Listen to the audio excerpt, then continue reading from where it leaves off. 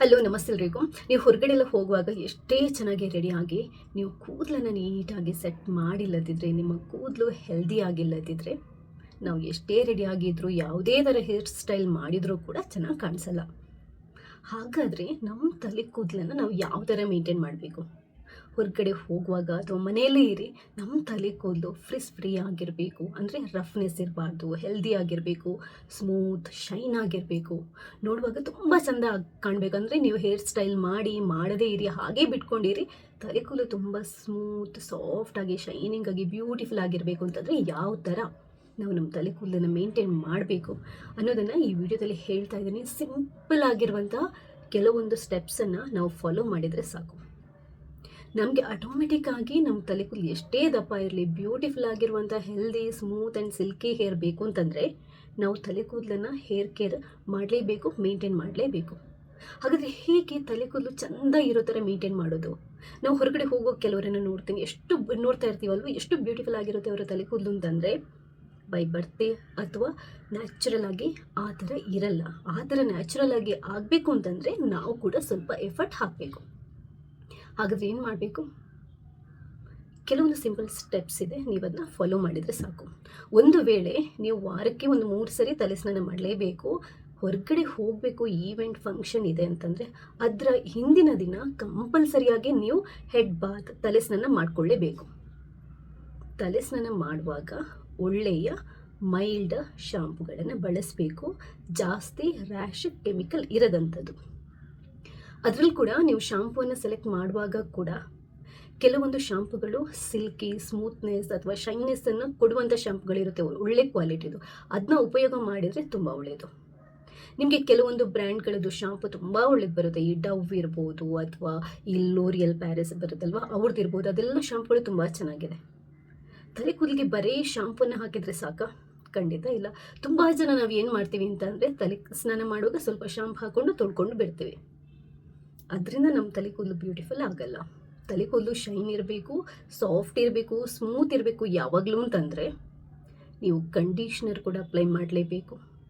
ತಲೆ ಕೂದಲಿಗೆ ನೀವು ತಲೆ ಸ್ನಾನ ಮಾಡಿ ಆದ ನಂತರ ಒದ್ದೆ ತಲೆ ಕೂದಲಿಗೆ ಶಾಂಪು ಹಾಕಿ ಸ್ವಲ್ಪ ಮಸಾಜ್ ಮಾಡಿಬಿಟ್ಟು ಸ್ನಾನ ಮಾಡ್ತೀರಲ್ವ, ಅದಾದ ನಂತರ ನೀರು ಹಾಕಿ ಕ್ಲೀನಾಗಿ ತೊಳ್ಕೊಂಡಾದ ನಂತರ ನೀವು ಯಾವ ಬ್ರ್ಯಾಂಡದು ಶಾಂಪು ಯೂಸ್ ಮಾಡ್ತೀರಾ ಅವರದೇ ಅದೇ ವೇರಿಯಂಟ್ ಇದು. ಈಗ ಕೆಲವೊಂದು ಸಿಲ್ಕಿ ಹೇರ್ಗೆ ಅಂತ ಬರುತ್ತೆ, ಡ್ಯಾಂಡ್ರಫ್ ಕಂಟ್ರೋಲ್ ಅಂತ ಬರುತ್ತೆ, ಅಥವಾ ಸ್ಟ್ರೈಟ್ ಹೇರ್ಗೆ ಅಂತ ಬರುತ್ತೆ. ಯಾವ ವೇರಿಯಂಟನ್ನೇ ಯೂಸ್ ಮಾಡ್ತೀರಾ ಅದಕ್ಕೆ ರಿಲೇಟೆಡ್ ಆಗಿರುವಂಥ ಕಂಡೀಷ್ನರ್ ಇರುತ್ತೆ. ಆ ಕಂಡೀಷ್ನರನ್ನು ಕೂಡ ನೀವು ಉಪಯೋಗ ಮಾಡಬೇಕು. ಸನ್ಸಿಲ್ಕ್ ಶಾಂಪು ಅವ್ರದ್ದು ಸಿಲ್ಕಿ ಆ್ಯಂಡ್ ಸ್ಮೂತ್ ಶಾಂಪು ಬಂದರೆ ಅವ್ರದ್ದು ಸಿಲ್ಕಿ ಆ್ಯಂಡ್ ಸ್ಮೂತ್ ಕಂಡೀಷ್ನರ್ ಕೂಡ ಇರುತ್ತೆ. ಸೊ ಅದೇ ಕಂಡೀಷ್ನರನ್ನು ನೀವು ಉಪಯೋಗ ಮಾಡಬೇಕು. ಡವ್ದು ಕೂಡ ಹಾಗೆ, ಅಥವಾ ಬೇರೆ ಯಾವುದೇ ಬ್ರ್ಯಾಂಡದು ಉಪಯೋಗ ಮಾಡ್ಕೊಳ್ಳಿ, ಅದೇ ಥರ ಇರುತ್ತೆ. ನಿಮಗೆ ತಲೆ ಸ್ನಾನ ಆದ ನಂತರ ಒದ್ದೆ ತಲೆ ಕೂದಲಿಗೆ, ಅಂದರೆ ಶಾಂಪೂಲಿ ತೊಳ್ಕೊಂಡಾದ ನಂತರ ಒದ್ದೆ ತಲೆ ಕೂದಲಿಗೆ ಸ್ವಲ್ಪ ಕಂಡೀಷ್ನರನ್ನು ಅಪ್ಲೈ ಮಾಡಿ ಒಂದು ಸ್ವಲ್ಪ ಹೊತ್ತು ತೊಳ್ಕೊಂಡು ಮಸಾಜ್ ಮಾಡಿ 2 ನಿಮಿಷ ಬಿಟ್ಟು ನೀವು ನೀರು ಹಾಕಿ ಬಿಡಬೇಕು. ಮತ್ತು ಶಾಂಪು ಹಾಕಿ ತೊಳೆಯುವಂಗಿಲ್ಲ. ಕಂಡೀಷ್ನರ್ ಯಾವಾಗಲೂ ಸ್ಕಾಲ್ಪ್ಗೆ ಹಾಕುವಂಗಿಲ್ಲ. ನಾವು ಈ ಹೇರ್ ಲೆಂತ್ ಬರುತ್ತಲ್ವ ಅದಕ್ಕೆ ಮಾತ್ರ ಉಪಯೋಗ ಮಾಡುವಂಥದ್ದು. ಕ್ಲೀನಾಗಿ ಕೈಗೆ ಸ್ವಲ್ಪ ಹಾಕಿ ನೀಟಾಗಿ ತಿಕ್ಕಿ 1 ನಿಮಿಷ ಅಥವಾ 2 ನಿಮಿಷ ಮಸಾಜ್ ಮಾಡಿ ಅದಾದ ನಂತರ ಖಾಲಿ ನೀರು ಹಾಕಿ ತೊಳ್ಕೊಂಡು ಬಿಡುವಂಥದ್ದು. ಇದು ನಿಮ್ಮ ತಲೆ ಕೂದಲಿಗೆ ಬೇಕಾಗಿರುವಂತಹ ಪೋಷಕಾಂಶಗಳನ್ನು ಕೊಡುತ್ತೆ. ತಲೆ ಕೂದಲ ರಫ್ನೆಸ್ಸನ್ನು ಕಮ್ಮಿ ಮಾಡುತ್ತೆ, ಸ್ಮೂತ್ ಮತ್ತು ಸಿಲ್ಕಿ ಆಗಿರೋ ಥರ ಮಾಡುತ್ತೆ, ತಲೆ ಕೂದಲಲ್ಲಿ ಮಾಯ್ಶ್ಚರೈಸಿಂಗ್ ಅಂಶನ ಲಾಕ್ ಮಾಡೋ ಥರ ಮಾಡುತ್ತೆ. ಕಂಡೀಷ್ನರ್ ನಿಮ್ಮ ತಲೆ ಕೂದಲನ್ನು ಪ್ರೊಟೆಕ್ಟ್ ಮಾಡುತ್ತೆ. ಅದರಿಂದ ಕಂಡೀಷ್ನರ್ ಹಾಕ್ಕೊಳ್ಳೇಬೇಕು, ಆವಾಗಲೇ ಹೇರ್ ಬ್ಯೂಟಿಫುಲ್ ಆಗಿ ಇರೋದು. ಅದಾದ ನಂತರ ಒರೆಸ್ಕೊತೀರಲ್ವ, ಒರೆಸ್ಕೊಂಡಾದ ನಂತರ ಇನ್ನೂ ಒಂದಿದೆ, ನಿಮ್ಗೆ ನಿಮ್ಮ ತಲೆ ಕೂದಲು ತುಂಬ ಚೆನ್ನಾಗಿರಬೇಕು. ಕೆಲವ್ರಿಗೆ ಏನಾಗುತ್ತೆ, ತಲೆ ಕೂದಲು ತುಂಬ ಬೇಗ ಡ್ರೈ ಆಗುತ್ತೆ, ರಫ್ ಆಗುತ್ತೆ, ಡಲ್ ಅಂತ ಅನ್ಸುತ್ತೆ. ಅವಾಗ ಏನು ಮಾಡಬೇಕು ಅಂತಂದರೆ ನೀವು ಕೆಲವೊಂದು ಹೇರ್ ಕ್ರೀಮ್ ಬರುತ್ತೆ, ಅದನ್ನ ಅಪ್ಲೈ ಮಾಡಬೇಕು. ನಾವು ಹೇಗೆ ಮುಖಕ್ಕೆ ಮಾಯ್ಶ್ಚರೈಸಿಂಗ್ ಅಂಶ ಲಾಕ್ ಆಗಬೇಕು ಅಂತ ನಾವು ಮಾಯ್ಶ್ಚರೈಸರನ್ನು ಬಳಸ್ತೀವೋ, ತಲೆ ಕೂದಲಿದು ಮಾಯ್ಶ್ಚರೈಸಿಂಗ್ ಅಂಶ ಲಾಕ್ ಆಗಬೇಕು, ಸ್ಮೂತ್ನೆಸ್ ಬರಬೇಕು, ಶೈನಿಂಗ್ ಬರಬೇಕು, ಸಿಲ್ಕಿ ಆಗಿರಬೇಕು ಅಂತಂದರೆ ನೀವು ಹೇರ್ ಕ್ರೀಮ್ಗಳನ್ನು ಬಳಸಬೇಕಾಗುತ್ತೆ. ತಲೆ ಒರೆಸ್ತೀರಲ್ವ, ಒರೆಸಿ ಆದ ನಂತರ ಒದ್ದೆ ತಲೆ ಕೂದಲಿಗೆ ನೀವೊಂದು ಸ್ವಲ್ಪ ಹೇರ್ ಕ್ರೀಮನ್ನು ತಗೊಂಡು ಕೈಯಿಂದ ಕ್ಲೀನಾಗಿ ಕೂದಲಿಗೆ ಹಚ್ಚಿ ಬಿಡಬೇಕು. ಅದಾದ ನಂತರ ಅದನ್ನ ಮತ್ತೆ ತೊಳೆಯುವಂಗಿಲ್ಲ. ಅದು ಮುಖಕ್ಕೆ ನಾವು ಮಾಯ್ಶ್ಚರೈಸರ್ ಲೋಷನನ್ನು ಹಚ್ಚಿ ಹೇಗೆ ಬಿಡ್ತೀವಿ ಅದೇ ಥರ. ಇದೇನು ಮಾಡುತ್ತೆ, ತಲೆ ಕೂದಲು ಡ್ರೈ ಆಗೋದನ್ನು ತಪ್ಪಿಸುತ್ತೆ, ತಲೆ ಕೂದಲು ಡಲ್ಲಾಗಿ ಕಾಣಿಸೋದನ್ನು ತಪ್ಪಿಸುತ್ತೆ, ತಲೆ ಕೂದಲಿಗೆ ಶೈನ್ ಕೂಡ ಕೊಡುತ್ತೆ, ಸ್ಮೂತ್ ಮತ್ತು ಆ ಸಾಫ್ಟ್ ಟೆಕ್ಸ್ಚರ್ ಇದೆಯಲ್ವ ಅದನ್ನ ಕೊಡುತ್ತೆ. ಅದಾದ ನಂತರ ಇದನ್ನ ನಾವು ರೆಗ್ಯುಲರ್ ಆಗಿ ಮಾಡಬೇಕು ಅಂತಿಲ್ಲ, ವಾರದಲ್ಲಿ ಒಂದ್ಸರಿ ನಾವು ಹೇರ್ ಕ್ರೀಮನ್ನು ಬಳಸ್ಬೋದು ತಲೆ ಸ್ನಾನ ಆದ ನಂತರ. ಕೆಲವರಿಗೆ ತಲೆ ಕೂದಲು ತುಂಬ ಡ್ರೈ ಆಗುತ್ತೆ, ಅಂಥವರು ನೀವು ಡೈಲಿ ಬೇಕಾದರೂ ಹೇರ್ ಕ್ರೀಮನ್ನು ಹಚ್ಕೋಬೋದು. ಅಂದರೆ ಹೊರಗಡೆ ಹೋಗೋಕ್ಕಿಂತ ಮುಂಚೆ ಸ್ವಲ್ಪ ಹೇರ್ ಕ್ರೀಮನ್ನು ಹಚ್ಚಿ, ಡ್ರೈ ಹೇರ್ಗೆ ಹೇರ್ ಕ್ರೀಮನ್ನು ಹಚ್ಚಿ ನೀವು ಬಾಚಿಕೊಂಡು ಹೋಗ್ಬೋದು. ಇದು ಹೇರ್ ಕ್ರೀಮ್ ಬಗ್ಗೆ. ಇನ್ನೂ ಒಂದು ಎಡಿಷ್ನಲ್ ಶೈನಿಂಗ್ ಬೇಕು, ತಲೆ ಕೂದಲು ಸ್ಟ್ರೇಟ್ ಆಗಬೇಕು, ಸಾಫ್ಟ್ ಆಗಬೇಕು, ಸ್ಮೂತ್ ಆಗಬೇಕು, ಕಂಪ್ಲೀಟಾಗಿ ತಲೆ ಕೂದಲು ಪ್ರೊಟೆಕ್ಟ್ ಆಗಬೇಕು ಅಂತಂದರೆ ಹೇರ್ ಸೆರಮ್ಗಳು ಬರುತ್ತೆ, ಅದನ್ನು ನಾವು ಹಚ್ಬೋದು. ಅದು ಯಾವಾಗ ಅಂತಂದರೆ ತಲೆ ಕೂದಲು ಡ್ರೈ ಆದ ನಂತರ. ನೀವೆಲ್ಲಾದರೂ ಹೊರಗಡೆ ಹೋಗ್ತೀರಾ ಅಂತಂದರೆ ಅದಕ್ಕಿಂತ ಮುಂಚೆ ಸ್ವಲ್ಪ ಹೇರ್ ಸೆರಮನ್ನು ಹಚ್ಕೊಂಡು ಹೋಗ್ಬೋದು. ತಲೆ ಕೂದಲು ತುಂಬ ಸಾಫ್ಟಾಗಿ, ಸ್ಮೂತಾಗಿ, ಶೈನ್ ಆಗಲಿಕ್ಕೆ ಹೆಲ್ಪ್ ಮಾಡುತ್ತೆ. ನಿಮಗೆ ಸಲೂನ್ಗೆ ಹೋಗಿ ನೀವು ಸ್ಟೈಲ್ ಎಲ್ಲ ಮಾಡ್ತೀರಲ್ವ ಹೇರ್ ತಲೆ ಕೂದಲಿಗೆ, ಆ ಥರ ನಿಮಗೆ ಫೀಲ್ ಕೊಡುತ್ತೆ. ಸೊ ಈ ಸೆರಮ್ ಏನಿದೆ ಇದನ್ನು ಕೂಡ ನೀವು ರೆಗ್ಯುಲರ್ ಆಗಿ ಅಪ್ಲೈ ಮಾಡಬೇಕು ಅಂತಿಲ್ಲ. ಯಾವುದಾದ್ರೂ ಈವೆಂಟ್ಗೆ ಹೋಗ್ತೀರಾ, ಫಂಕ್ಷನ್ಗೆ ಹೋಗ್ತೀರಾ, ಮುಖ್ಯವಾಗಿರುವಂಥ ಎಲ್ಲಾದರೂ ಹೊರಗಡೆ ಹೋಗಬೇಕು ಅಂತಂದಾಗ ನೀವು ಇದನ್ನ ಹಚ್ಕೋಬಹುದು. ರೆಗ್ಯುಲರ್ ಆಗಿನೂ ಹಚ್ಕೋಬೇಕು ಅಂತಂದ್ರೆ ಅಡ್ಡ ಇಲ್ಲ, ಆದರೆ ಒಳ್ಳೆ ಕ್ವಾಲಿಟಿದನ್ನು ಉಪಯೋಗ ಮಾಡ್ಕೊಳ್ಳಿ. ನಿಮ್ಮ ತಲೆ ಕೂದಲು ತುಂಬ ಸೇಫ್ ಆಗಿರುತ್ತೆ, ತುಂಬ ಚೆನ್ನಾಗಿರುತ್ತೆ.